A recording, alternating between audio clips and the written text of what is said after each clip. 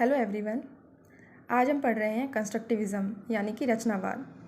Constructivism का सामान्य अर्थ होता है रचना या निर्माण।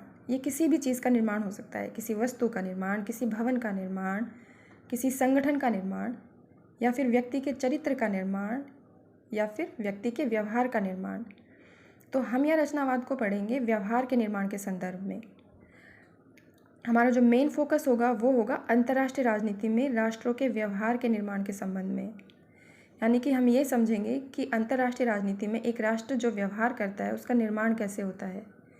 इसको समझने से पहले हम ये समझने की कोशिश करते हैं कि समाज में कोई व्यक्ति कैसे व्यवहार करता है। क्या सभी व्यक्ति एक ही घटना के प्रति एक जैसा व्यवहार करते हैं? नहीं। हम इसको इस आज की स्थिति यानी कोरोना की स्थिति में समझने की कोशिश करते हैं कि घटना एक ही है कि एक वैश्विक महामारी है जिसमें लोगों की बहुत संख्या में जान जा रही है। तो इस स्थिति में जहाँ हर कोई ही या सरकारें भी या फिर प्रशासन भी हर किसी से यही अपील कर रहा है कि सब एक दूसरे की मदद करें, एक दूसरे के सहयोग में आगे आएं, तो क्या सभी लोग इसी तरह से व्यवहार कर रहे हैं? चलो हम देखते हैं।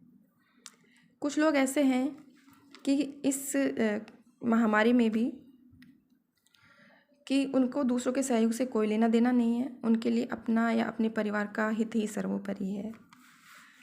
कुछ लोग ऐसे भी हैं जो तन मन धन से इस वैश्विक महामारी में दूसरों के लिए समर्पित हैं, उनको अपनी जान की कोई परवाह नहीं है।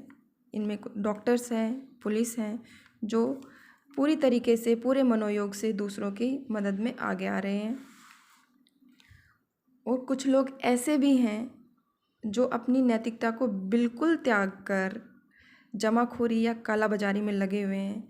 ये एक ऐसी स्थिति है जिसमें लोगों के पास पैसे नहीं है, खाने को सामान नहीं है। ऐसे में ये लोग खाने की वस्तुओं को भी या फिर जो असेंशियल्स हैं, जो इंजेक्शंस हैं, जो कोरोना में जो लग रहे हैं लोगों को, उनको भी दुगने तिगने दामों पे बेच रहे हैं। यानी कि उनके लिए उनका लाभ, मतलब इस कठिनाई के समय भी उनको सिर्फ अपना ही लाभ सूझ रहा है। तो हमने यहाँ ये देखा कि कंडीशन एक ही है, एक ही घटना है, लेकिन लोगों का व्यवहार अलग अलग है। तो उनका ये जो व्यवहार है क्या किसी वैश्विक या सार्वभौमिक नियम से संचालित हो रहा है? नहीं। वैश्विक नियम या एक वैश्विक जो अपील है कि भाई सब सहयोग करें, इससे तो संचालित नहीं हो रहा है। तो फिर क्या ऐसी चीज़ है जिससे ये लोग इनका व्यवहार का जो संचालन हो रहा है? तो हमने ये देखा कि वस्तुनिष्ठ या सार्वभौमिक नियम से व्यवहार का संचालन नहीं होता है। व्यवहार का संचालन होता है स्वयं के विचारों से, स्वयं के मूल्यों से और स्वयं के हितों से। जो हमने एक समाज में एक व्यक्ति के व्यवहार को जैसे समझा है, सेम इसी तरीके से अंतर्राष्ट्रीय राजनीति में भी राष्ट्र ऐसे ही व्यवहार करते हैं। उनके व्यवहार का संचालन भी किसी सार्वभौमिक वस्तुनिष्ठ नियम से नहीं होता है। हम प्रेडिक्ट नहीं कर सकते हैं कि किसी पर्टिकुलर सिचुएशन में कौन देश कैसे व्यवहार करेगा। उनका जो व्यवहार होगा वो उनके स्वयं के हितों के अनुरूप होगा, स्वयं के विचारों के अनुरूप होगा और स्वयं के जो मूल्य हैं या वहाँ के लोगों के जो कल्चर है उसी के अनुरूप होगा। चाहे कंडीशन या सिचुएशन हमारे सामने कोई भी हो, चाहे युद्ध की हो, चाहे महामारी की हो, उसमें जो राष्ट्र है जो व्यवहार करेंगे वो अपने अपने विचारों के अकॉर्डिंग ही करेंगे। तो अब हम ये समझते हैं कि कंस्ट्रक्टिविज्म का अंतर्राष्ट्रीय राजनीति में विकास कैसे हुआ है। तो ये देखते हैं अंतर्राष्ट्रीय राजनीति में रचनावाद का विकास। तो सबसे पहले जो ये सोशल कंस्ट्रक्टिविज्म जो शब्द है, इससे आप कंफ्यूज ना हुए। सोशल कंस्ट्रक्टिविज्म या कंस्ट्रक्टिविज्म एक ही चीज़ है, इसको थोड़ा आगे समझ लेंगे। तो सबसे पहले जो ये टर्म है सोशल कंस्ट्रक्टिविज्म, ये 1989 में निकोलस ग्रीनवुड ओनफ के द्वारा यूज़ की गई।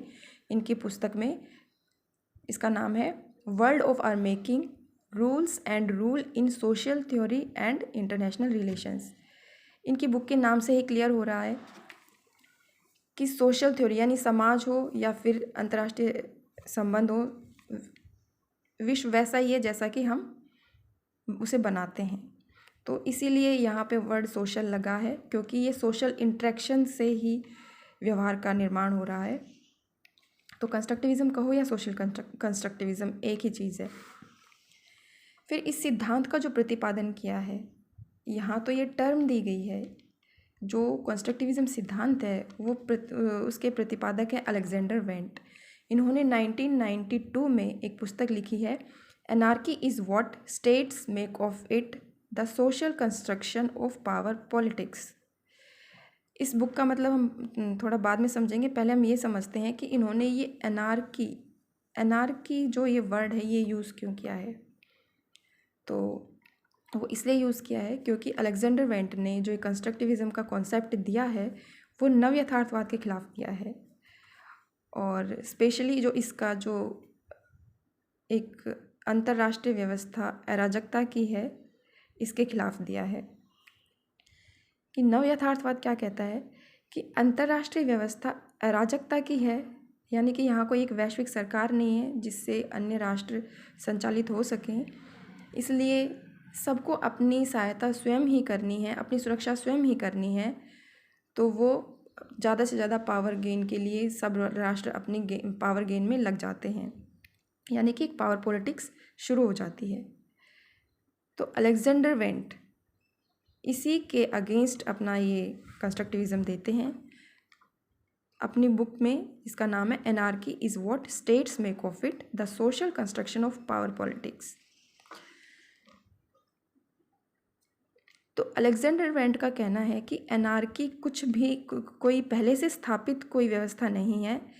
एनार्की वो है जो स्टेट इसे बनाते हैं, यानी कि राष्ट्र ने इसका निर्माण किया है। ये पहले से कोई स्थापित कोई व्यवस्था नहीं है, जैसा कि नव यथार्थवाद कहते हैं कि इसका निर्माण किसने किया है, स्टेट्स ने किया है। स्टेट्स ही एनार्की का निर्माण करते हैं। आगे इनकी पुस्तक में लिखा है कि नाम में लिखा है कि the social construction of power politics, यानी कि सोशली कंस्ट्रक्ट की जाती है ये पावर पॉलिटिक्स। अब इसको पूरा अच्छे से समझते हैं कि जब हमें पता है कि ये जो कॉन्सेप्ट है वो नव यथार्थवाद के खिलाफ है कि अंतर्राष्ट्रीय व्यवस्था अराजकता की है, तो इसलिए राष्ट्रों का व्यवहार इस तरह से होता है कि वो पावर गेनिंग में लग जाते हैं सब। लेकिन कंस्ट्रक्टिविज़म के अनुसार ये होता है कि जो राष्ट्र व्यवहार कर रहे होते हैं वो अपने खुद के विचारों से, अपने खुद के मूल्यों से या फिर अपने खुद के हितों से ही व्यवहार कर रहे हैं। राष्ट्रों के सामने एक कॉन्सेप्ट आता है, एक विचार आता है पावर का। उनको लगता है कि वो ज़्यादा से ज़्यादा पावर बढ़ाएंगे तो उनकी सुरक्षा सुनिश्चित हो जाएगी, इसलिए वो इस पावर पॉलिटिक्स में लग जाते हैं। तो हमने यहाँ रचनावाद को समझा कि राष्ट्र जो भी व्यवहार कर रहे हैं वो अपने खुद के विचारों से, उनके दृष्टिकोण से वो व्यवहार कर रहे हैं। उनका किसी वस्तुनिष्ठ या सार्वभौमिक नियमों से कोई संचालन नहीं होता है कि हम ये सोचें कि हम कोई अंतर्राष्ट्रीय राजनीति में ऐसा सिद्धांत बना दें जिसके अनुरूप सभी राष्ट्र व्यवहार करें। तो ऐसा पॉसिबल नहीं है। हर राष्ट्र का अपना अपना अलग अलग व्यवहार होगा, और इसका हम प्रेडिक्शन भी नहीं कर सकते कि भाई किस पर्टिकुलर टाइम पे कौन सा स्टेट किस तरह से बिहेव करे। तो ये बेसिकली कंस्ट्रक्टिविज़म का कॉन्सेप्ट है।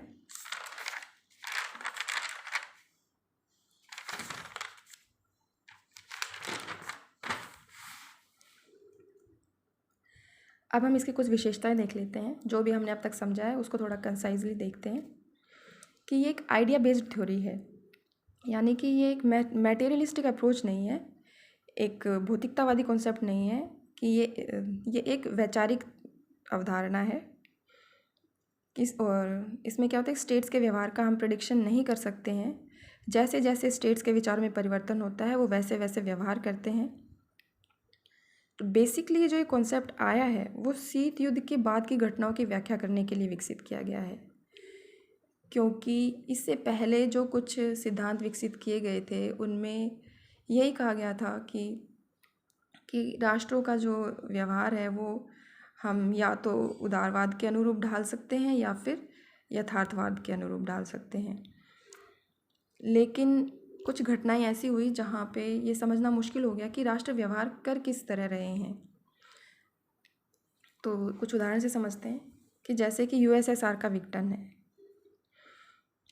तो यहाँ हम समझते हैं कि जब यूएसएसआर एक साम्यवादी देश था और वो एक वैचारिक युद्ध में यूएसए से लगा हुआ था अपने साम्यवाद के प्रसार के लिए, तो ऐसा अचानक क्या हुआ कि उसने खुद की विचारधारा को छोड़कर उदारवादी विचारधारा को अपनाना ज़्यादा ज़रूरी समझा। तो इस चीज़ को हमने यही समझने की कोशिश की है कि उसने यहाँ अपना हित देखा है। पहले वो अपना हित इस चीज़ में दिखाना चाह रहा था कि उसकी जो विचारधारा है वो ही सर्वोपरि है, इसलिए वो वैचारिक युद्ध में फंसा हुआ था। लेकिन उसने बाद में रियलाइज़ किया कि ये उसी के लिए नुकसान में है, तो ऐसे वो शासन नहीं कर सकते हैं। तो उन्होंने अपनी विचारधारा को छोड़कर उदारवादी विचारधारा को अपनाया। फिर दूसरा उदाहरण है न्यूक्लियर पावर को लेकर।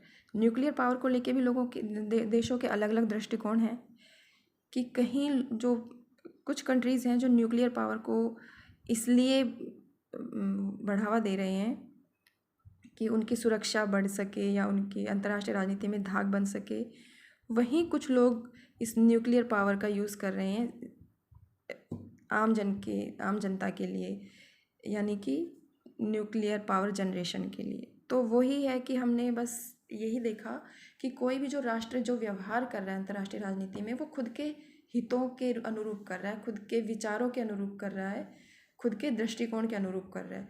वो किसी सार्वभौमिक या वस्तुनिष्ठ नियम से संचालित नहीं हो रहा है।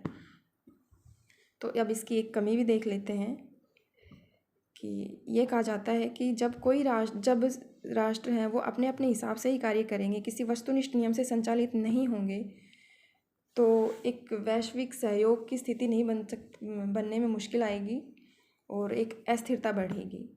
तो ये इसकी एक कमी मानी जाती है। तो ये हुआ आज का टॉपिक कंस्ट्रक्टिविज़म। Thank you.